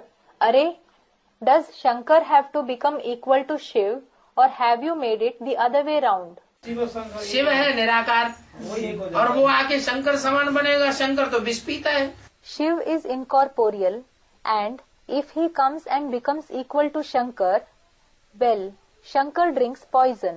Shankar समान बनाता है ना, बाप बनाता है ना उसको। A student, Shiv makes Shankar equal to himself. The father makes him equal to himself, doesn't he? नहीं, बाप तो बनाता किसी को, बाप सबको बना देना। No, the father doesn't make anyone. Then he should make everyone equal to himself, shouldn't he? वो अगर बनाता है तो सबको बना दे। If it is he who makes Shankar equal, he should make everyone equal. सब तो बनते नहीं है। Not all become equal. बनते तो नंबरवार पुरुषार्थ के अनुसार है ना। They become equal number-wise according to their purusharth, don't they? तो अव्वल नंबर का पुरुषार्थ करने वाला है Shankar. So, it is Shankar who makes number one purusharth. वो शंकर क्या पुरुषार्थ करता है? साकारी से आकारी और आकारी से निराकारी बन जाता है। What purusharth does Shankar make? He becomes Akari, subtle, from Sakari, corporeal, and Nirakari, incorporeal, from Akari. इसलिए अव्यक्तवाणी में बोला बाप साकार से आकारी बना, आकारी से निराकारी, फिर साकार बनेगा। For this reason, it is said in the Avyaktavani, the father became Akari from Sakari, Nirakari from Akari, then he will become Sakar again. तो शिव की बारात है। So, it is the marriage procession of Shiv. वो बारात बिंदु बिंदु आत्माओं की बारात है या देहधारियों की बारात है? Is that marriage procession a procession of the point souls or the marriage procession of the bodily beings? हैं? बिंदु बिंदु आत्माओं की बारात है। Someone said of point souls. It is the marriage procession of the point souls. इसलिए शंकर की बारात नहीं कह सकते हैं। शंकर तो मूर्तियां मिलती हैं। For this reason, it cannot be called the marriage procession of Shankar. In fact, Shankar, his idols are found. तो जरूर मूर्ति साकार की होगी या निराकार की? Therefore, surely, will the idols be of the corporeal or of the incorporeal? मूर्ति तो साकार की होती है, तो उसकी बारात कैसे कहेंगे? students of the corporeal. The idols are of the corporeal indeed. Then how will it be called his marriage procession? आत्माएं तो सब बिंदु बिंदु बन करके जाती हैं ऊपर। All the souls become points and go above. Shiv की बारात है। It is the marriage procession of Shiv. Shankar तो वास्तव में होता ही नहीं।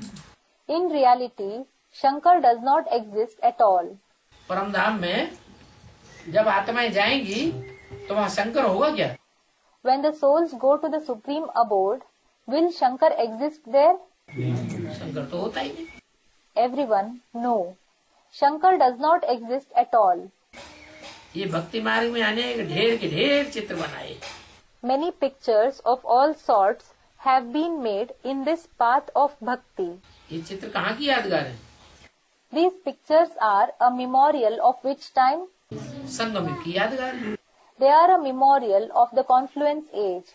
संगम युग में जो चित्रों के रूप चैतन्य चित्रों के द्वारा जो पार्ट बजाया है उसकी यादगार वो नाम रूप दे दिए। The parts which have been played by the living pictures in the confluence age, that name and that form are given in its memorial. अभी सूंड वाला गणेश ऐसा कोई हो सकता है क्या? Now, can a Ganesh with a trunk like this exist? है? ऐसा कोई देवता हो सकता है जो सूंड वाला हो? Can such a deity with a trunk exist? है? जानवर तो हो सकते हैं, Such animals can exist. लेकिन देवता तो सूंड वाला तो होता नहीं है। But a deity with a trunk certainly does not exist. तो फिर वास्तव में सूंड क्यों दे दिए? Then why is a trunk shown in reality? कोई पुरुषार्थी जीवन में कोई देह अभिमानी हुआ है? जिसकी नाक पे गुस्सा रखा रहता हो। There was some body conscious soul who had a short temper in his Purusharthi life, that is, life of making spiritual effort. Short temper. The expression naak par gussa literally means anger on the tip of the nose.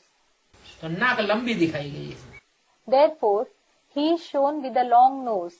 जिनकी नाक लंबी है, मान मर्तबा बहुत चाहते हैं, छोटी छोटी सी बातों में नाराज हो जाते हैं, तो उनको गणेश के रूप में दिखा दिया। Those who have a long nose, who want a lot of respect and honor, who become displeased for trivial matters, are shown in the form of Ganesh. बड़े काम दिखाते हैं। He is shown with long ears. इसका मतलब ज्ञान ज्यादा सुनता होगा, It means he must be listening to more knowledge. तो ज्यादा ज्ञान सुनने की निशानी बड़े कान दिखा दिए। So, as a sign of listening to more knowledge, he is shown with long ears. दिखा दिए ना, माथा चौड़ा दिखा दिया। He is shown like this, isn't he? He is shown with a big forehead. क्या मतलब? What does it mean? कि मनन चिंतन मंथन ज्यादा करता होगा, तो उसको माथा चौड़ा दिखा दिया। He must be doing a lot of thinking and churning. Therefore, he is shown with a big forehead. पेट बहुत बड़ा दिखा दिया। He is shown with a very big stomach. इसका मतलब बुद्धि रूपी पेट उसका विशाल होगा, It means his stomach-like intellect must be huge. तो पेट भी बड़ा दिखा दिया। Therefore, he is shown with a big stomach too. तो ये भक्ति मार्ग में अनेक प्रकार के चित्र बनाए हैं। कहाँ की यादगार? So, various types of pictures are made in the path of bhakti. It is a memorial of which time? संगम युग की यादगार है। It is a memorial of the confluence age. बड़े मिनिस्टर्स आदि, उनकी भी बुद्धि नहीं चलती है, ये सब क्या है? The intellect of the big ministers doesn't work either regarding what is all this. सूंड वाला देवता फिर कहाँ से आया? Then, from where did a deity with a trunk come? ऐसे कोई मनुष्य तो होते नहीं है। There are no such human beings at all. अगर कोई सूंड वाला मनुष्य हो तो उसका बाप भी मनुष्य सूंड वाला होगा, बच्चा भी सूंड वाला पैदा होगा। If there is any human being with a trunk, his father will also have a trunk. His child also will be born with a trunk. तो हनुमान बंदर को कितना पूजते हैं देखो। So look how much they worship the monkey Hanuman, a monkey-faced deity. आगे तुमको ये समझ नहीं थी। Earlier, you did not have this understanding. अभी बाप ने तुमको कितनी समझ दी है। Now, the Father has given you so much sense to understand कि कोई भी देवता कोई पूंछड़ी वाला थोड़ा ही होता है। that there is no deity with a tail. बाप तुमको क्या से क्या बनाते हैं। The Father makes you change so much. पहले तो गुरु आदि लोग जो सुनाते थे वो गुरुओं की बात पर सत्यवचन महाराज करते रहते थे।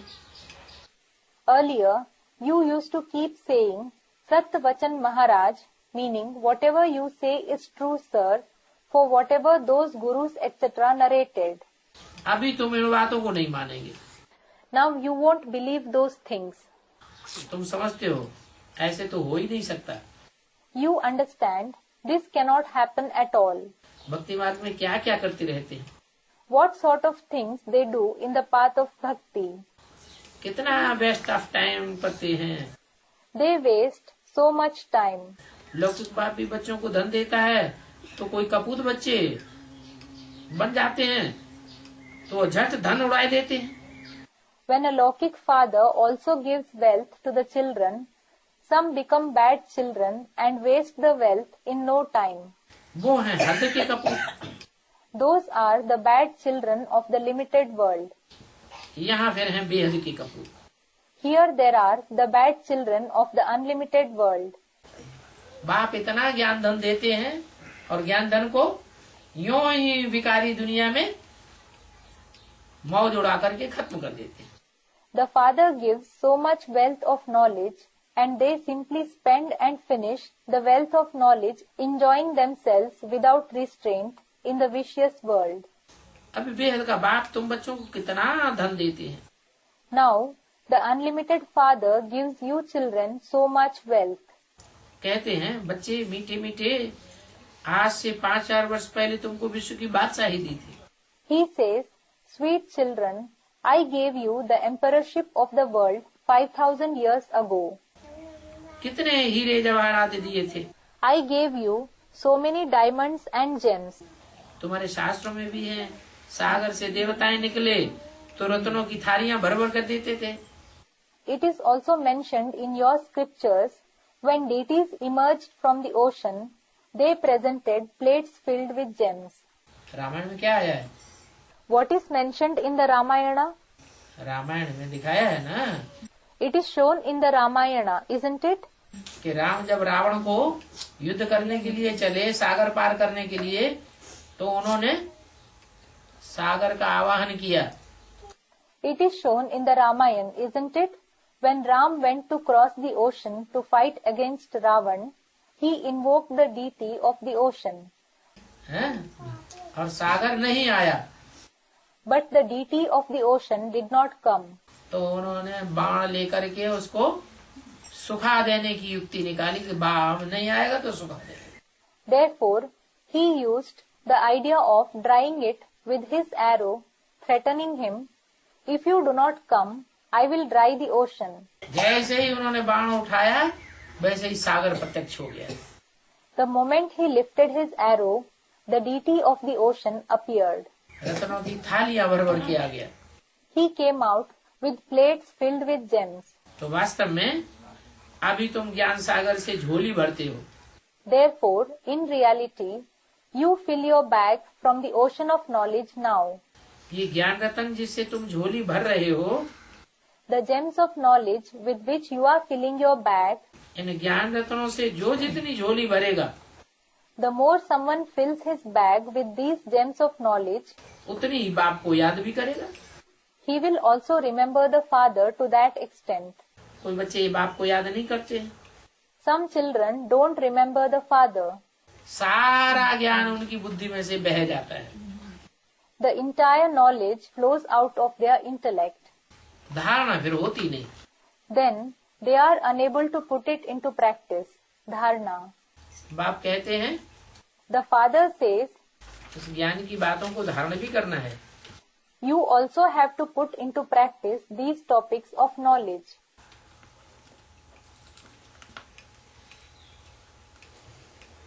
20-67 की वाणी का तीसरा page. Third page of the Vani dated 2010-68. सतयुग में तुम कितने साहूकार थे? You were so prosperous in the golden age. विश्व के मालिक थे, You were the masters of the world. अथाह धन था, You had unlimited wealth. कितने हीरे जवाहरात थे। You had so many diamonds and gems. भक्ति मार्ग में ही सोमनाथ के मंदिर को कितना सजाया। People decorated the Somnath temple, that is a temple of Shiv in Gujarat, so much in the path of bhakti itself. Somnath का मंदिर कब बना? When was the temple of Somnath built? द्वापर के आदि में बना। It was built in the beginning of the Copper Age. तो जो द्वापर का आदि का मंदिर था वो ही कितना सजा सजाया और कितना अतिचार धन था, जो विदेशियों ने कितनी बार आक्रमण किया। So, the temple of the beginning of the Copper Age itself was so decorated and it had immense wealth that how many times did the foreigners attack it? Student said 17 times. 17 बार आक्रमण करके और ईंटों में, गाड़ियों में, घोड़ों में, खच्चरों में भर भर के ले गए। They attacked 17 times and carried away the wealth in the form of golden bricks by loading it on vehicles, on horses and mules. इतना अतिचार धन था। There was such an immense wealth. तो सतयुग में कितना अथाह धन होगा, जरा सोचो। So just think, there will be such an immense wealth in the golden age. बाप कहते हैं इतना सभी अथाह धन तुमने कहाँ गंवा दिया। The father says, where did you waste such unlimited wealth? भक्ति मार्ग में सारा धन तुमने वेस्ट कर दिया। मंदिर बनाकर, दान पुण्य करके। You wasted all the wealth in the path of bhakti by building temples, by giving donations and performing noble deeds. कितना मुसलमान लूट ले गए, The Muslims looted a lot. कितना क्रिश्चियन लूट ले गए। The Christians looted a lot. भक्ति मार्ग में तुम तो धक्का खाते खाते, धन गवाते गवाते एकदम खाली हो गए। By suffering blows and losing wealth in the path of bhakti, you became completely empty. तो देखो, विदेशियों ने आकर के तुमको कंगाल बना दिया द्वापर युग से। So look, the foreigners came and made you poor from the Copper Age. और मैं आकर के तुमको साहूकार बनाता हूँ। And I come and make you prosperous. कहते हैं ये भारत सोने की चिड़िया थी। It is said, this India was a golden bird. कैसी चिड़िया? What kind of a bird? सोने की चिड़िया, जो कोई के हाथ में नहीं आती थी, कोई उसको हाथ नहीं लगा सकता था। A golden bird which did not come in the hands of anyone. Nobody could touch it. और आज तो And then today, विदेशियों ने इसको अपनी मुट्ठी में कर लिया। the foreigners have taken it in their clutches. अभी बाप आकर तुमको सॉल्वेंट बना रहे हैं। Now the father has come and is making you solvent. Bharat 100% solvent, Bharat was 100% solvent फिर अभी 100% इंसॉल्वेंट, खोखला बन गया। and now it has become 100% insolvent, empty. अभी देखो भीख मांग रहे हैं। कौन? Look, they are begging now. Who? कौन भीखा मांग रहे हैं? Who are begging? भारत के नेता हैं, विदेशों से भीख नहीं मांगते हैं पैसे की। Don't the Indian political leaders beg for money from the foreign countries? हैं? सहायता करो। हाँ, सहायता मांगते, तब तो ये सड़कें वड़कें बन रही हैं। A student, help. Yes, they ask for help. Only then are these roads and highways being constructed. बिना भीख मांगे कहीं है, इतना धन आ रहा है। Is so much wealth coming without begging? चित्र में भी तुमने दिखाया है, इसमें डरने की कोई बात नहीं है। You have also shown it in the picture. There is nothing to be afraid in it. Bharat बेगर तो बरोबर है। Bharat is indeed a beggar. तुम बच्चों की ये स्मृति आई है, हम विश्व के मालिक थे। You children have gained this awareness. We were the masters of the world. बड़े साहूकार थे, अभी देखो भारत क्या बन गया।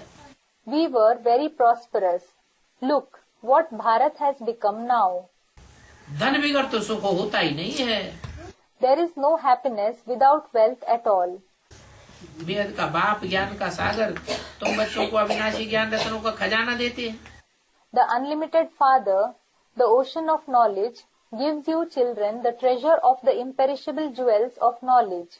तो यहाँ बैठे बाप को भी याद करो और अपनी यहाँ स्थापन होने वाली नई राजधानी को भी याद करो। Therefore, sitting here, remember the Father as well as your new capital which is going to be established. कि तुम कितने साहूकार थे। Remember that you were so prosperous.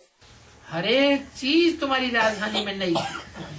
Everything in your capital was new. हीरे जवाहरातों की खानियां भरपूर थी। The mines of diamonds and gems were full. 5 तत्व भी वहाँ सत्व प्रधान होने के कारण तुम्हारे आर्डर में रहते थे।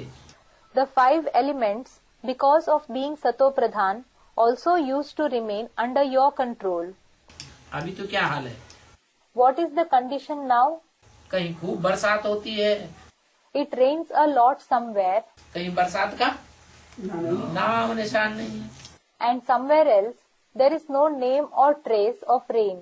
कहीं इतनी गर्मी पड़ती है कि लोग मरने लगते हैं लू से। The weather is so hot in some places that people start dying due to the hot wind that blows. कहीं इतनी सर्दी पड़ती है कि सर्दी में ठिठुर के मर जाते हैं। Somewhere else the weather is so cold that people shiver to death. तो 5 तत्व वहाँ तुम्हारे आर्डर में रहेंगे। So the 5 elements will remain under your control there. 5 तत्वों की ताकत नहीं है पृथ्वी, जलवायु, अग्नि, आकाश की, जो तुम्हारी इच्छा के बगैर हरकत कर सके। The 5 elements, earth, water, air, fire and sky, do not have the power to act against your wish there. प्रकृति दासी बन जाती है। Nature becomes your servant. कब बेकायदे गर्मी, बेकायदे वर्षा आदि हो ही नहीं सकेगी। There will never be abnormal summers and abnormal monsoons, etc. नदियों की उथल पुथल भी वहाँ नहीं होगी। There won't be the flooding of the rivers there either. बेकायदे काम कोई भी होता नहीं। No abnormal event takes place there. दुख की वहाँ रिंचक भी बात नहीं होगी। There won't be any question of the slightest sorrow there. वहाँ थोड़ी अगरबत्तियों आदि की दरकार होगी। There won't be any need of agarbattis, that is incense sticks, etc. there. जो माहौल खराब हो जाए, दुर्गंध युक्त हो जाए तो तुम्हें अगरबत्ती लगानी पड़े। So that if the atmosphere is spoiled, if it becomes full of bad odor, you need to put the agarbattis. वहाँ तो नेचुरल खुशबुएं रहती हैं। There are natural fragrances there. बदबू वाली कोई चीज नई दुनिया में नहीं होती।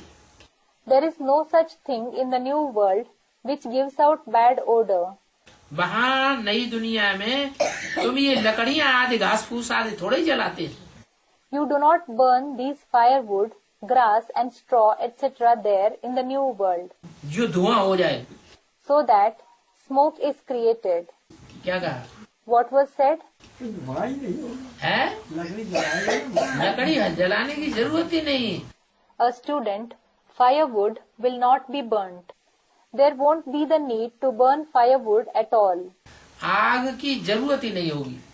There won't be any need of fire at all. क्या? What? वहाँ आग ही नहीं होगी। There won't be fire over there at all. आग तो इस दुनिया में है। Fire is in this world. वहाँ तो नाम ही है स्वर्ग, There, the name itself is Swarg, heaven. heaven. अभी तुम पढ़ रहे हो हेवन में जाने के लिए। Now you are studying to go to heaven.